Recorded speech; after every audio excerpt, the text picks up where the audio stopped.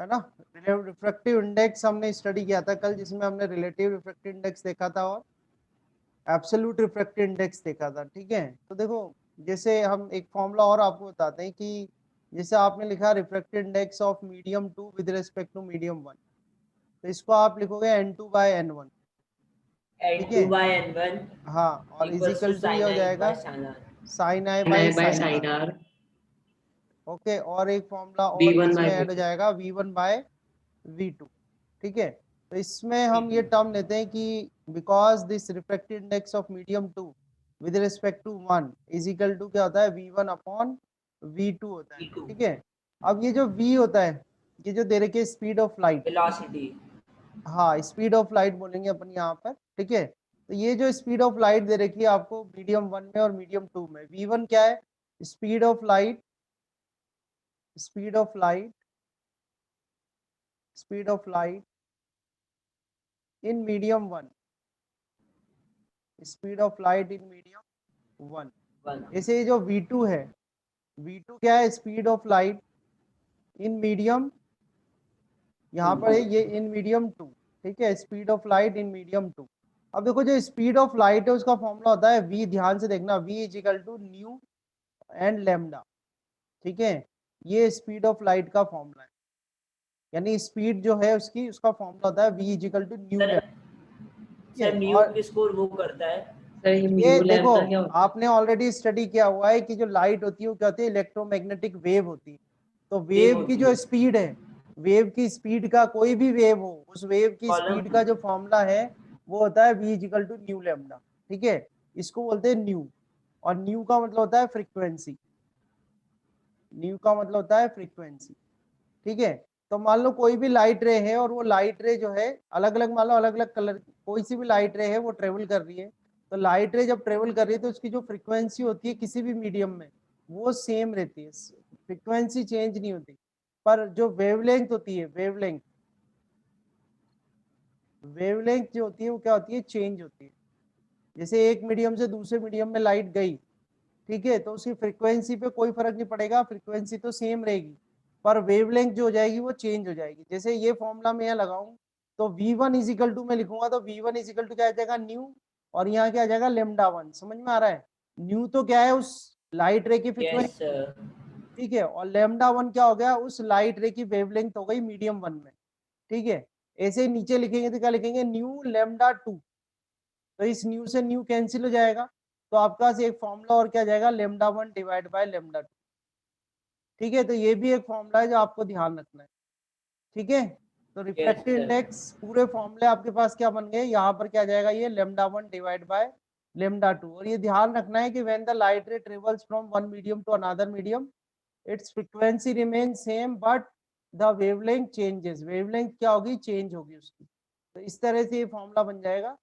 10th class में तो ये लेमडा से रिलेटेड क्वेश्चन नहीं पूछते हैं आपसे, पर कोई कंपटीशन का अगर आप क्वेश्चन कर रहे हो तो उसमें जरूर पूछेंगे। ठीक है, मैं अपना चैट बॉक्स भी ओपन कर लेता हूँ, इन केस आपका नेटवर्क का इशू है और आप कोई क्वेश्चन मुझसे पूछ रहे हो तो आप मैसेज भी कर सकते हो अपने क्वेश्चन को।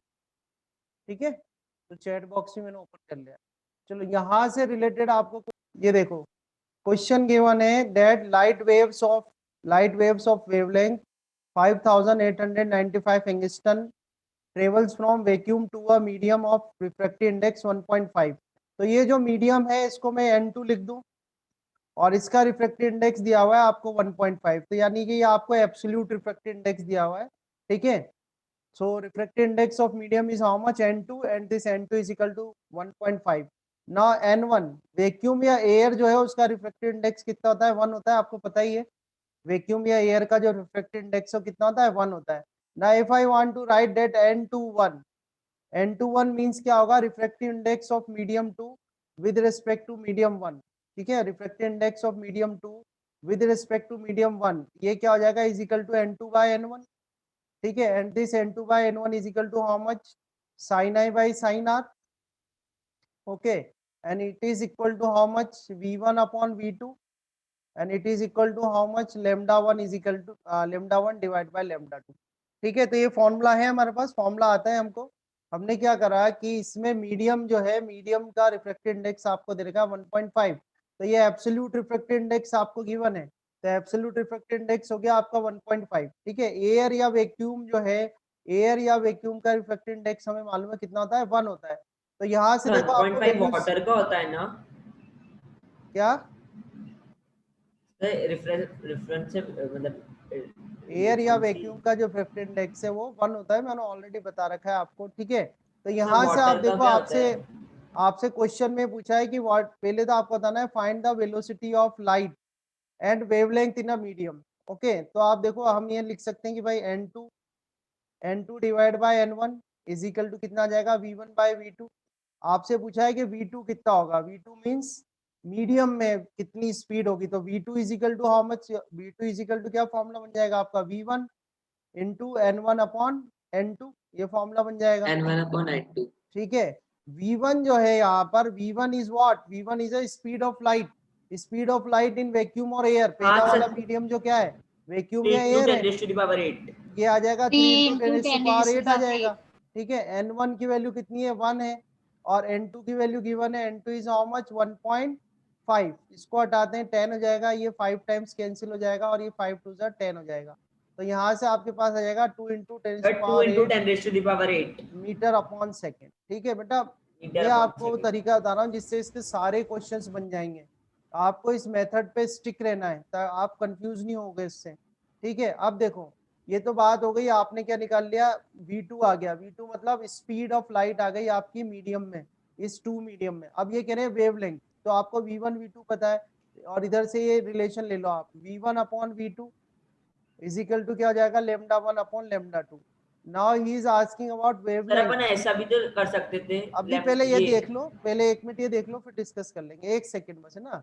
तो वेवलेंथ निकालनी है हमें इसकी सेकंड मीडियम में, तो λ2 is equal to how much, कितना जाएगा, λ1 इंटू, ये हो जाएगा आपके पास कितना आएगा ऊपर, v2। ठीक है, λ2 यहाँ आ गया आपका, तो λ1 into v2 divide by v1। ठीक है, अब λ1 कितना आपके पास, 5895। ठीक है, 5895 हो गया। Then v2 is how much, v2 is 2 into 10 is to power 8, this is v2, and v1 is how much, 3 into 10 is to power 8। Okay, इसको आप सॉल्व करो, ये कैंसिल हो जाएगा। ठीक है, एक बार इसको सॉल्व करके देखो, इसको सॉल्व करोगे आप, so your answer will be, it is equal to 3930 angstrom. ठीक है, this is angstrom. Okay, sir easy है। देखो यहाँ दे रखा है the refractive index of water is 4/3, तो आपको दे रखा है एब्सोल्यूट रिफ्रैक्टिव इंडेक्स, तो refractive index of water is 4/3। बस ये आप फाइंड आउट करते रहना। रिफ्रैक्टिव इंडेक्स ऑफ ग्लास, ये भी एब्सोल्यूट दे रखा है आपको 3/2। बहुत आसान है, ये पूछा है find out the refractive index of glass with respect to water. तो हम क्या लिखते थे यहाँ पे, देखो refractive index of medium 2 with respect to 1 क्या लिखते थे अपन, n2/n1। तो यहाँ पर क्या है, refractive index of glass with respect to water, ये क्या होगा, refractive index of glass divide by refractive index of water. तो रिफ्रैक्टिव इंडेक्स ऑफ ग्लास देखो कितना है आपका, 3/2। ठीक है, और refractive index of water yes देखो सर। कितना है आपका, सर मैंने बहुत 4/3। छोटी सी गलती करी। सर हाँ मैंने वही तो लिखा सही था, बता रहा लेकिन हूँ। है ना सो योर आंसर इज मल्टीप्लिकेशन में। 9/8। ओके, रिफ्रैक्टिव इंडेक्स दिया क्या हुआ है आपको, इधर देखो, the refractive index of a material is 1.33। तो ये एब्सोल्यूट रिफ्रैक्टिव इंडेक्स है या रिलेटिव रिफ्रैक्टिव इंडेक्स है, Absolute. एब्सोल्यूट रिफ्रैक्टिव इंडेक्स है। तो ये एब्सोल्यूट। आपको मटेरियल का कितना दिया हुआ है, 1.33। अब जो एब्सोल्यूट रिफ्रैक्टिव इंडेक्स है उसका जो फॉर्मूला है वो क्या होता है, v1 अपॉन, या c/v। उसका फॉर्मूला हम क्या लिखते हैं, c/v। सर v c/v होता है ना? C by हाँ, V. c/v, ये क्या होता है, c/v। ठीक है, v क्या है, उस मटेरियल में उस स्पीड ऑफ लाइट है।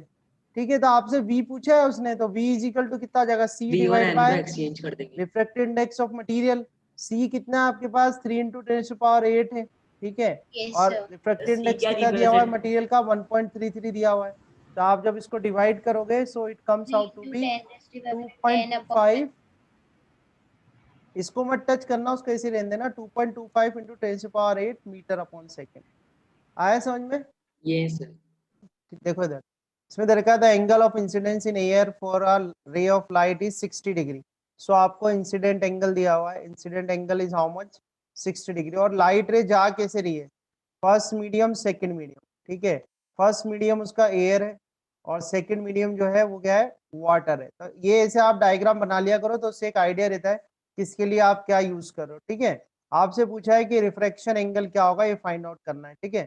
तो हम यहाँ लिखेंगे refractive index of medium 2 with respect to 1, ये क्या हो जाएगा n2 बाय n1 हो जाएगा, और n2 बाय n1 किसके बराबर हो जाएगा, sine I divide by sine R के बराबर हो जाएगा, ठीक है। आप अब ये दो टर्म ले लेते हैं अपन, ये दोनों टर्म ले लेते हैं। आपसे पूछा है साइन आर कितना होगा, ठीक है, आपसे पूछा है साइन आर कितना होगा, तो sine R is equal to कितना जाएगा, sine I, okay, sine I into n1 upon n2, n1 divide by n2, okay. अब साइन आई मतलब साइन 60 डिग्री, तो साइन 60 डिग्री हो गया n1। तो आप जानते हैं कि रिफ्रैक्टिव इंडेक्स ऑफ एयर और वैक्यूम One. कितना होता है, 1 होता है, और रिफ्रैक्टिव इंडेक्स ऑफ वाटर तो एक गिवन ही है, कितना दे रखा है आपको, 4/3 दे रखा है, तो n1 की वैल्यू तो आप 1 लिख दो, ठीक है, और यहाँ पर कर दो आप 4/3, ठीक है। अब साइन 60 जो होता है √3/2, √3/2 साइन 60 होता है √3/2, और इसको हम लिख सकते हैं 4 और ये 3, ठीक है। 3/4 ये आपके पास हो जाएगा 3 √3 डिवाइड बाय 8 आ Yes, जाएगा, sir. ठीक है, और ये आ जाएगा आपका साइन आर। इससे आगे यहीं तक कर लेना आप, बहुत है आपके लिए, ठीक है। तो ये बिल्कुल करेक्ट आंसर है, सही है। सर एंजल का मेरा पता है सर 40